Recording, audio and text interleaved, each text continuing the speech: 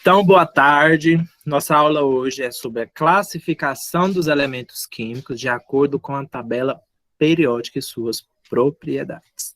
Então, hoje nós vamos começar a conhecer um pouco sobre a tabela periódica. Então, para que vocês não se assustem ainda um pouquinho, a tabela periódica ela é desse jeito aqui, ó. Ela é dividida em cimas, que são por colunas, e embaixo, que é por linhas. Em cima aqui está os grupos, tá? Então, temos o primeiro grupo, segundo, até o grupo 18. As linhas, elas são conhecidas como períodos. Então, são 7 períodos. Tem o primeiro, segundo, terceiro, quarto, quinto, sexto, sétimo período. Dentro delas aí, tem essas cores diferentes, que nós vamos falar agora, o que significa. E aí, sempre tem uma letrinha, ou duas, né, letrinhas, que são os elementos químicos acompanhados de um número superior e um número inferior. O número superior nada mais é do que o número atômico. Por exemplo, aqui, no período 1, no grupo 1, nós temos o H aqui. O H é o elemento químico chamado hidrogênio. O número atômico dele é o número 1. Por isso que tem um número 1 aí. E todas as tabelas periódicas aqui, ó, quando se pega do lado do 56 e do lado do 88, esses grupos eles são divididos e mostrados separadamente aqui, que são os lantanídeos e os actinídeos, tá? Por isso que vem esses dois riscos embaixo aqui separados. Mas o que é mais importante, lembre-se, são 18 colunas, ou seja, 18 colunas são chamadas de grupos, ou então períodos, que são as linhas, que são 7 períodos. E aí o restante das configurações da tabela periódica nós vamos ver mais adiante. Um pré-requisito necessário para a construção da tabela periódica foi a descoberta individual dos elementos químicos.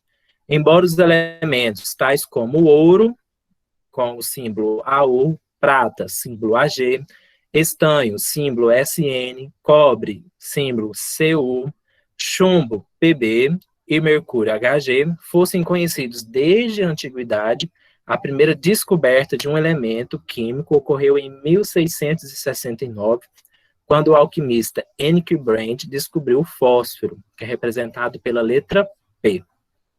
Então, o primeiro elemento químico a ser descoberto foi em 1669 e foi o elemento químico fósforo, representado pela letra P. Durante os 200 anos seguintes, um grande volume de conhecimento relativo às propriedades dos elementos e seus compostos foram adquiridos pelos químicos.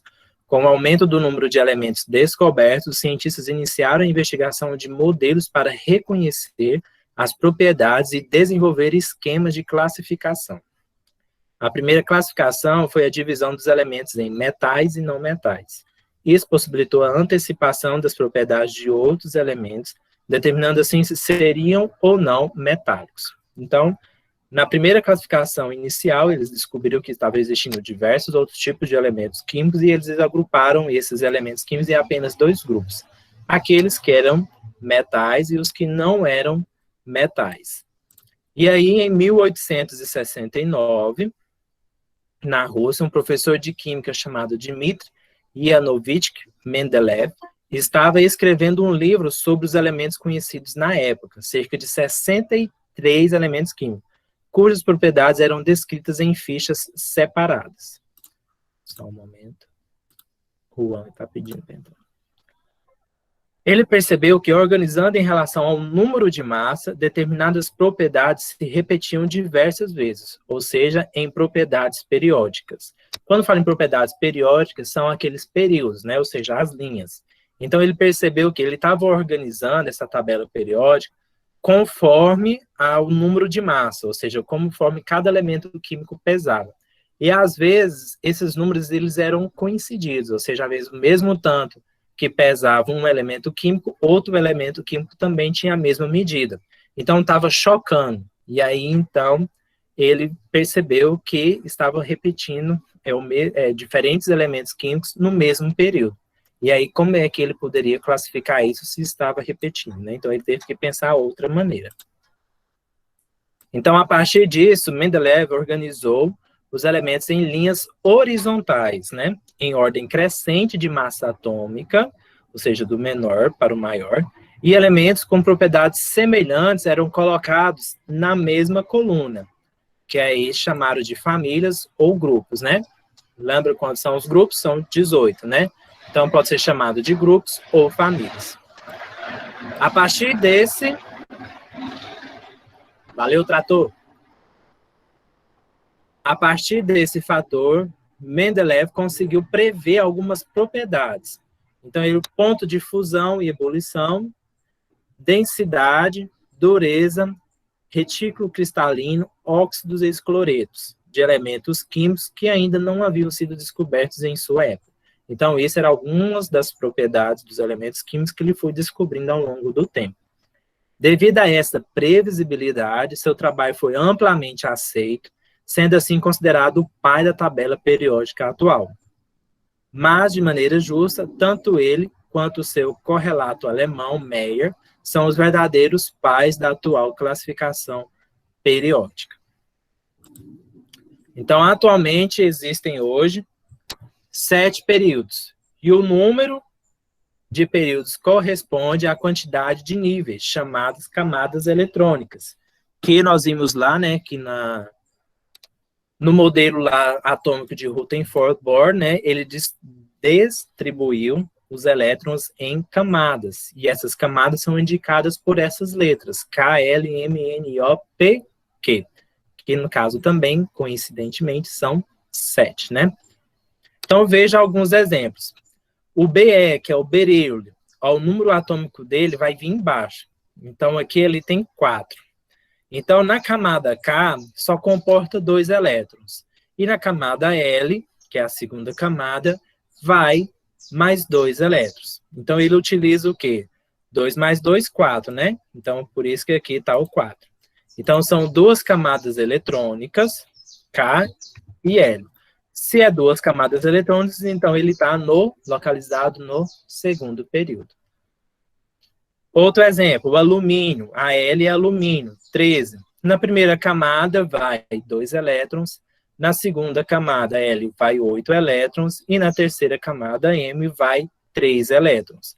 Então, somando aqui 8 com mais 2, 10, com mais 3, 13. Então, chegou-se ao 13 do alumínio. Então, ele utiliza quantas camadas? 3 camadas eletrônicas, K, L e M. Então, quer dizer que o alumínio ele vai se encontrar no terceiro período. Lembrando que o terceiro período é a terceira linha, tá?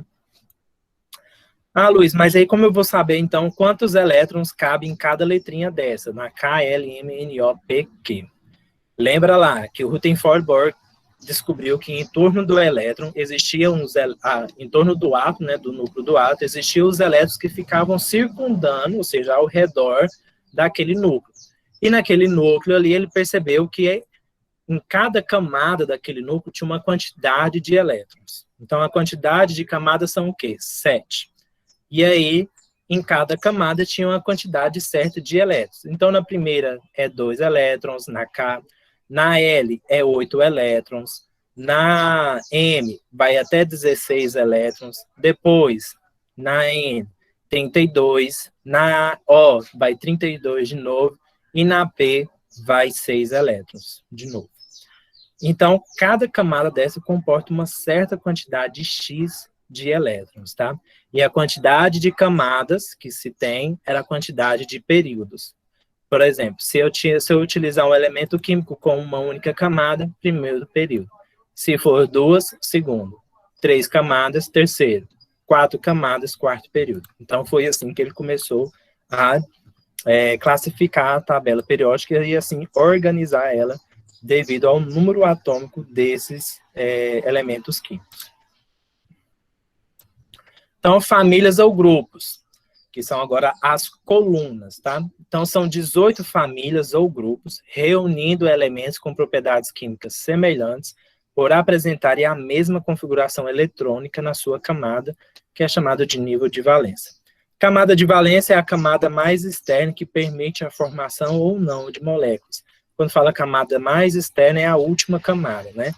Então, se eu tenho uma camada lá de um elemento químico que utilizou KLM, então, qual que é a camada mais externa? A última, que no caso é a M.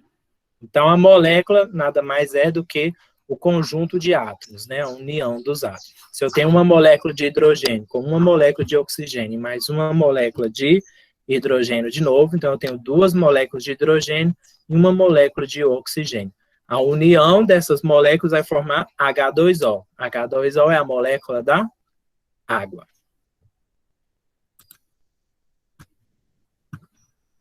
Então, aqui agora nós descobrimos que temos grupos, né, ou famílias, que são 18, que são as colunas, e temos os períodos, né, que é de acordo com as camadas de valência, KLMNOPQ, que são 7, e também entre as famílias existem as famílias A e a família B. Então, as famílias B são denominadas elementos de transição, por isso que fica nessa corzinha de rosa, um lilás aqui, mais claro. Então, essas aqui são os elementos de transição que são das famílias B. O restante é a família A, tá? Aqui.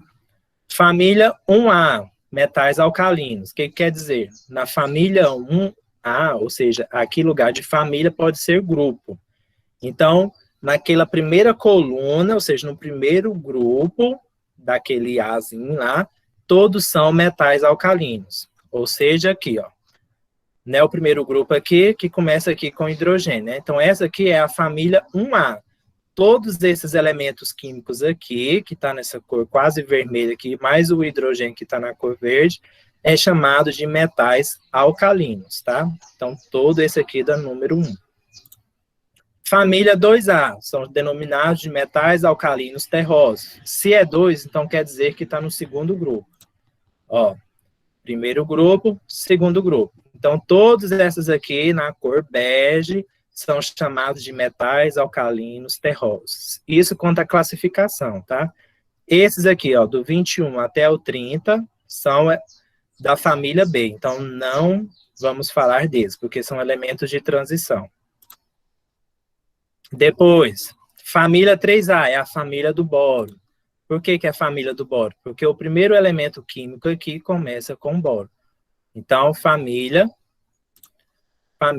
3A, ou então no grupo 13. Por que então que está falando família 3, e sendo que aqui o grupo é 13? Porque aqui a gente está falando, ó, do primeiro, do segundo, esses aqui são elementos de transição, né, que está na família B, aí depois dele a gente continua aqui como 3. Mas aí pode ser família 3A, que é a família do boro, ou então eu posso falar que está no grupo 13, tá? Que é o que está aqui em cima. Qualquer uma das duas. Família 4A, família do carbono. Família 5A, família do nitrogênio. Então, esse aqui foi o 3. No grupo 14 eu tenho a família 4A, que é o grupo do carbono, que é o primeiro aqui. E do lado nós temos o grupo 15, que é a família 5A, que no caso é a família do nitrogênio, que começa aqui também no verdezinho. Depois disso, nós temos família 6A, chamados de calcogênios. Então, 6A, ou então no grupo 16 aqui, toda essa coluninha aqui, do grupo 16, a linha toda, a coluna toda, é chamado de calcogênios. Depois, família 7A, chamado de halogênios.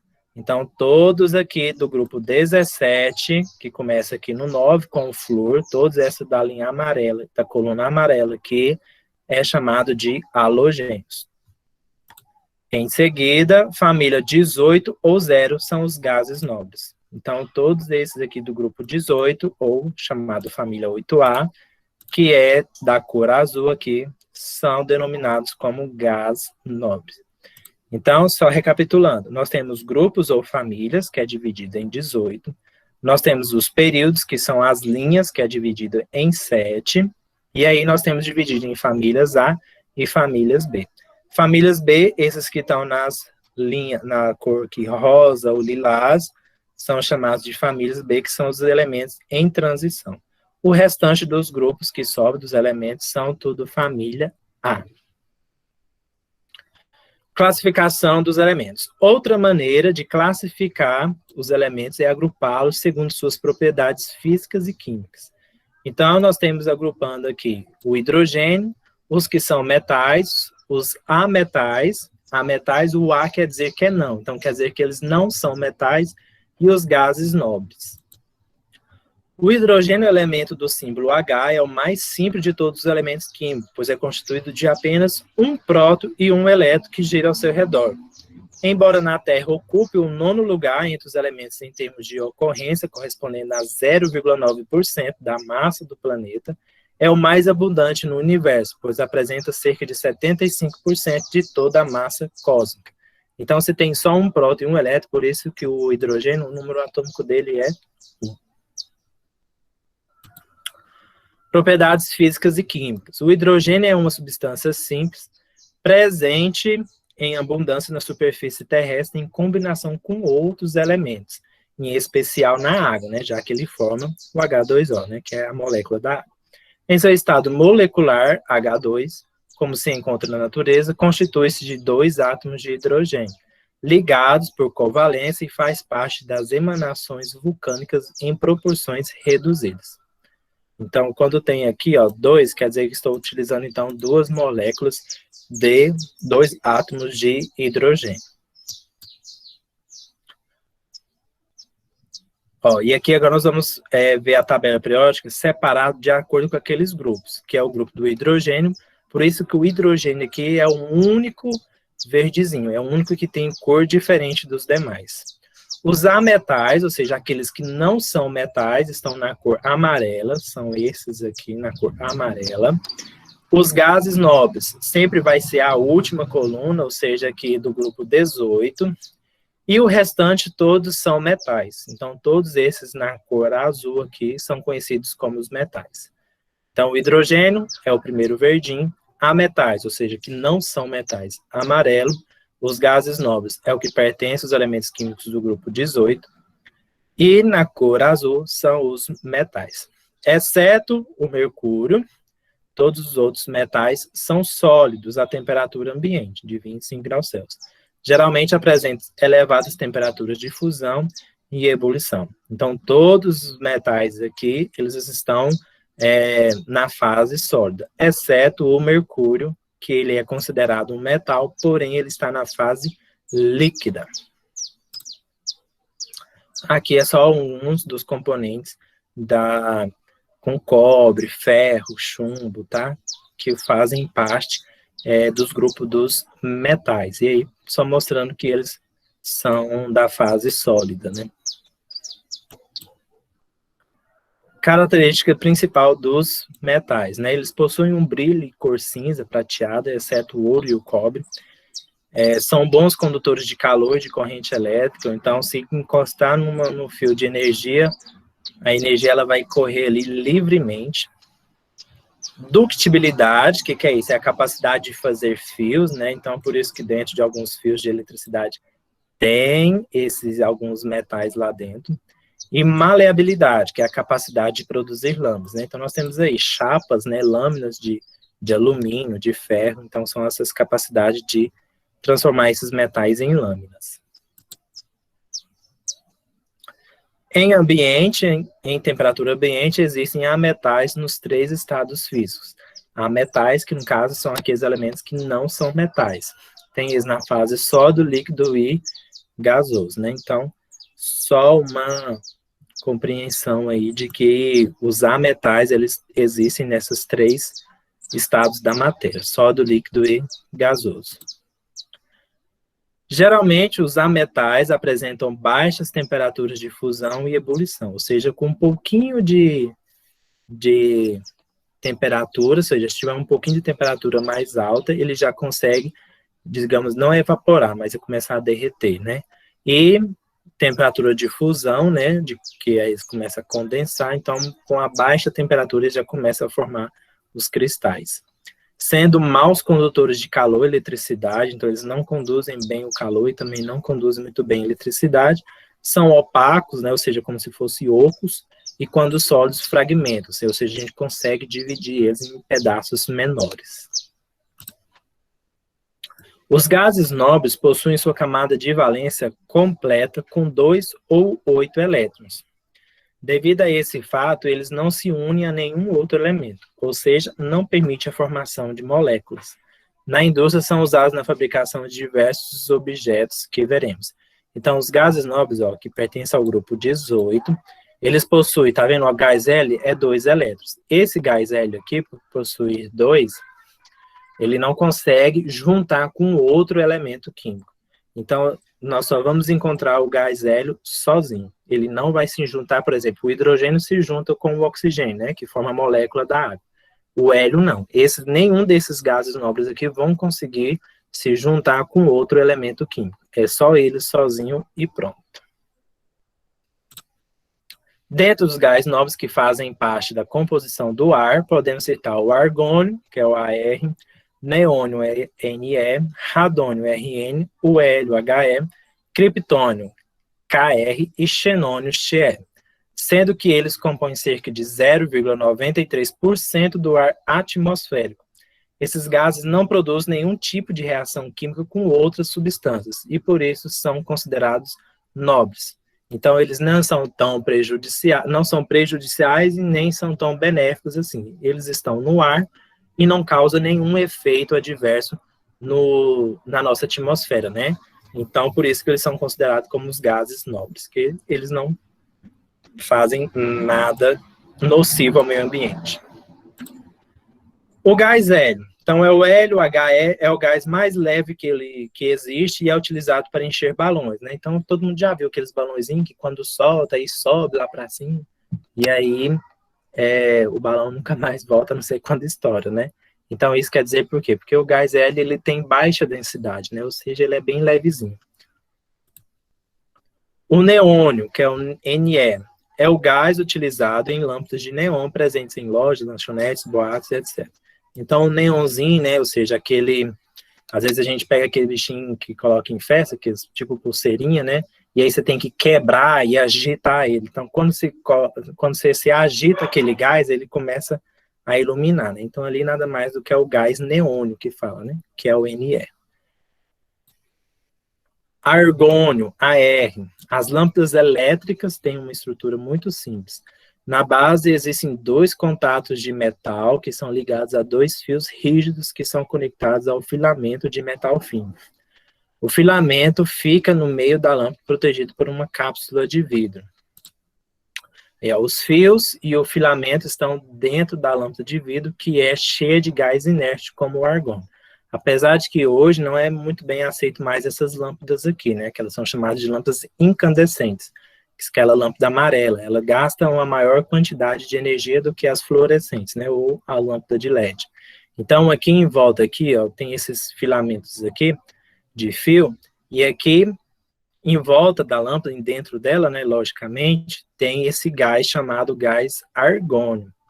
Dentro desse gás aqui, esse filamento aqui, quando passa a corrente elétrica aqui, ele começa a se aquecer. E aí, conforme ele se aquece, esse gás aqui começa a se agitar, e aí é o que dá a iluminação da lâmpada.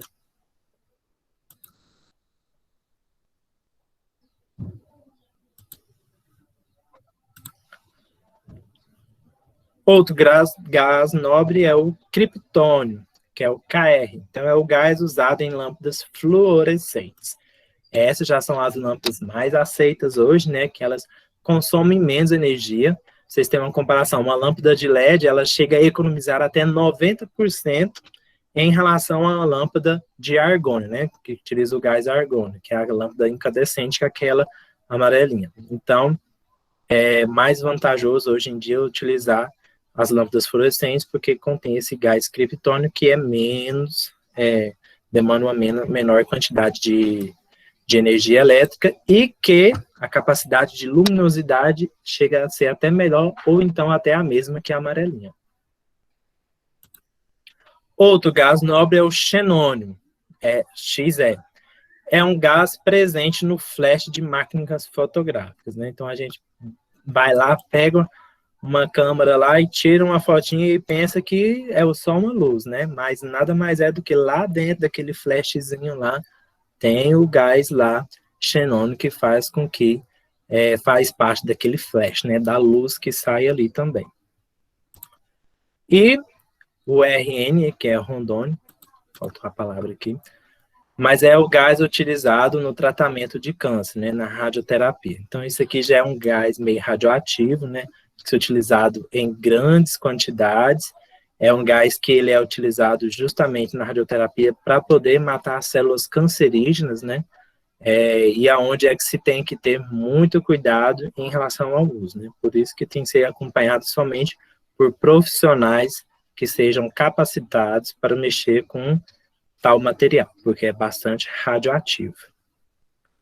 No mais, a nossa aulinha hoje era só sobre isso, para explicar para vocês como é que o primeiro elemento químico a ser descoberto e como é que é a divisão dessas tabelas periódicas, tá? Então, primeiro nós vamos repassar aqui de novo, para focar muito no que vocês entenderam. Tabela periódica, ela é dividida em períodos e grupos. Os grupos são as colunas e os períodos são as linhas. Os períodos, eles são distribuídos de acordo com a camada eletrônica de valência. Então, lá, Rutherford descobriu que se tem 7 camadas, né? K, L, M, N, O, P, Q. E por isso, então, que na tabela periódica se tem 7 períodos. Depois, nós temos aqui de 1 a 18, que são chamados 18 grupos ou famílias, né? Lembrando que essas famílias podem ser famílias A ou famílias B. Famílias A são aquelas que estão no grupo 1, no grupo 2, depois pula lá para o grupo 13, 14, 15, 16, 17 e 18. Esses elementos aqui, do 3, do grupo 3 até o grupo 12, são os grupos que estão na família B. E também os que estão na cor azul claro aqui, são considerados como os elementos em transição. Outra característica é quanto à classificação deles. O primeiro elemento químico é hidrogênio. Depois, os que estão na cor amarela são os ametais, que pode ser sólido, líquido ou gasoso. A última linha, a última família, eles sempre são considerados como os gases nobres, porque eles não são nocivos ao meio ambiente, né? Não interfere na composição do ar. Então, são gases nobres. E na parte azul, claro, aqui, eles são metais. Lembrando que todos aqui na cor azul são metais na fase sólida, exceto o Hg aqui, de número 80, que é o mercúrio. Esse é encontrado em fase líquida. Então, no grupo 1 aqui, nós temos os nomes, né, que é chamado de grupo 1 ou família 1A, chamado de metais alcalinos. No grupo 2 ou família 2A, que é todos esses elementos químicos dessa segunda coluna, chamados de metais alcalinos terrosos. E aí nós pulamos para outra família lá do outro lado, família A, que é no grupo 13, família 3A, que é chamado de família do bório, porque o elemento inicial aqui é o bório. No grupo 14, família 4A, é o grupo da família do carbono, porque o primeiro aqui é o carbono. O nitrogênio, grupo 5A, que é do grupo 15 aqui, é a família do nitrogênio, porque o primeiro é o N. Depois do nitrogênio, vem a família 6A, que está localizada no grupo 16, chamado de calcogênios. Ao lado tem o grupo 17, ou família 7A, chamado de halogênios. E por último, no grupo 18, na última coluna, ou família 18, família 8A, ou então o grupo 0, são os considerados os gases nobres. Tá? Basicamente é assim que divide. A tabela periódica, elas têm outras propriedades? Tem outras propriedades. Mas, por enquanto, nós vamos ver somente essas, tá? Nossa aula hoje é só sobre isso. Se alguém tiver alguma dúvida, só perguntar agora. E aí? Luiz, essa camada periódica é a mesma que tem nos livros de química? Camada não, tabela, né? É. Essa tabela periódica é a mesma que tem nos livros de química? Porque no nono ano vem um pouco de física e um pouco de química, né? Junto, misturado com ciências. Aí, em casa, Já começa um pouco de introdução. Tanto que os meninos do primeiro ano também estão vendo o mesmo conteúdo lá. Só que lá aprofunda mais, né? O que mais? Pode perguntar, gente. Ou não tem dúvida? Se não tiverem, a atividade de vocês já está disponível lá para vocês responderem, que é basicamente sobre isso. Lembra, tem um textinho lá também que às vezes pode ajudar você, às vezes não, ajuda vocês também na resolução das atividades. Por exemplo, lá tem uma pergunta lá assim, para você analisar uma tabela periódica e para você encontrar o elemento que está no período 3 no grupo 13. Então aí você vai lá na tabela periódica, grupo 13. Se é grupo, então é coluna. Aí você vai achar lá no grupo 13, período 3, ou seja, que está na terceira linha. Aí você conta primeiro, segundo, terceiro, e aí você vai achar o elemento químico que está localizado nessa posição.